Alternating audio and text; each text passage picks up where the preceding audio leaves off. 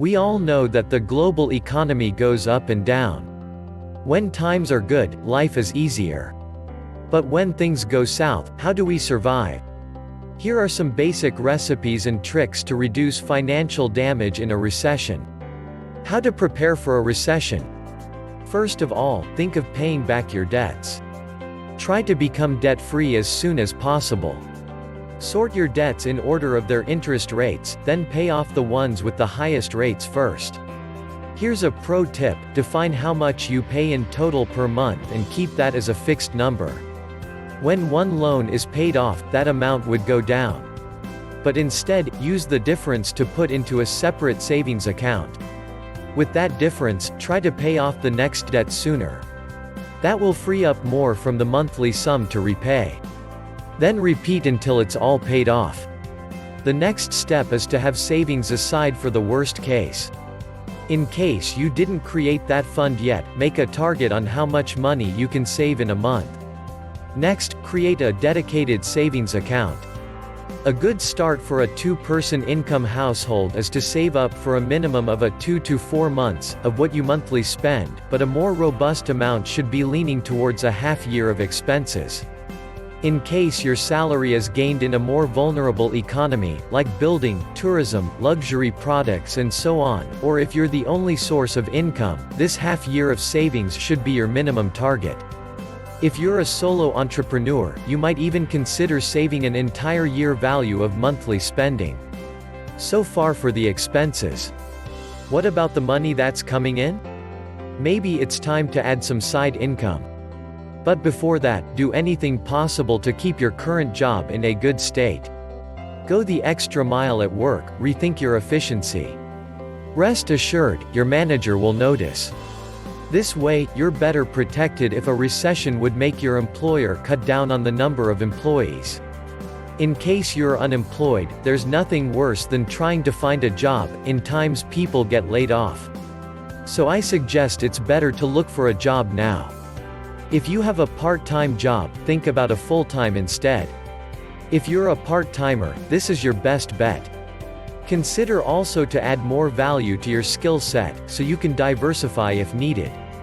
It also signals to your employer you're ambitious. How is your professional network? Do you maintain your connections? Do you make new ones? Get back in touch with ex-colleagues, schoolmates, or anyone else you haven't heard from in a while. Ask how they're doing. Can you turn a hobby into a profession? For example, if you own a camera, just hit the road and ask a business for a small gig.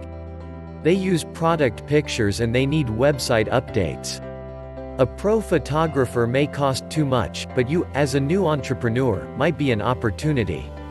Consider an online business or become a digital marketeer. Make a small investment, take an online course. And within months, you could be up and running. Let's talk investments. This is where your hard-earned money might disappear first, when a recession hits. The safest and most used technique is to spread the risk of your investments. If you have invested heavily in 1 or 2 stocks, and they did well, good on you. But in a recession, basically all stocks will go down, one faster than the other. Consider bonds or securities. In downturns, commodities like gold always do better. Think of investing in different countries, rather than just in one region. If your budget allows, real estate is considered to be a safer investment. The value might even go up while being in a recession. Now let's talk about how to get through a recession. A recession is supposed to stick around for about 8 to 16 months on average. So with everything properly prepared, you should be able to survive this period. Obviously you have to cut costs. But at the same time, make sure you and your family still have a good quality of living. It's all about finding the right balance. If you don't cut enough, you possibly still end up in trouble. If you cut too much, things may stop functioning properly. For example, if you cut down on maintenance, and your car breaks down, fixing will become a bigger cost. Let's be honest, we're all susceptible to marketing tricks. In a recession, try to resist. Don't buy the latest and greatest. It's tempting to think you'll do a profit once in a while. But remember, there's no such thing as a free lunch. Especially not in a recession. For many people, transportation is a big cost. There are many ways you can reduce this one. Can you work from home? Talk about it with your boss. If you have a business, you can decide for yourself how many days a week you can work from home. Sharing your ride is also a great option. Carpooling isn't new, but for sure it's effective. If your commute isn't too far, consider a bicycle. How about investing in an electric bike? It may be worth it. You can also cut the high rent of a multi-bedroom apartment. Share a room with a friend or find someone who does it for you. Some people move in with their family until better times return.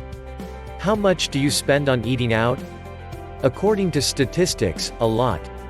And it's not just going to restaurants. Making a sandwich is usually cheaper than buying one. If you don't have enough time, prepare your meals for more than once. And store them in smaller containers in the freezer. You will save on time, energy, and buying groceries in large will also cut the costs. As I mentioned before, having a job is crucial. In a recession, it's even more crucial not to lose it. Because that's when most people get hit. Prices go up and jobs disappear. A recipe for disaster. You can do more to secure your existing job. What would you need to improve about yourself? This self-test could be a lifesaver. Do you always start working on time? Do you deliver on time? Is the quality of your work on par? Are you willing to work longer days? Your boss might be looking to keep those people and fire the rest. It's awful, but it happens. Make sure you belong to the group of keepers. Another tip is to stay on track with your savings. It might almost be impossible in a recession, but saving is a great way to stay disciplined with your budget. If you have a retirement fund, surely don't try to access it. Try to keep contributing. And if you can afford it, buying stocks in a recession might be a super smart move. Everyone knows that evergreen stocks can only go up when the recession is over. Finally, don't sweat it. Nothing's worse than worrying on a daily basis about your finances. Try to relax and consider a budget holiday.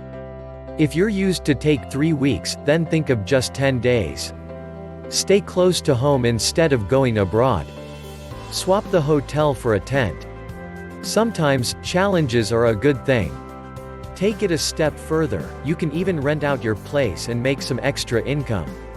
Last but not least, when times are bad, many relationships end when money is short.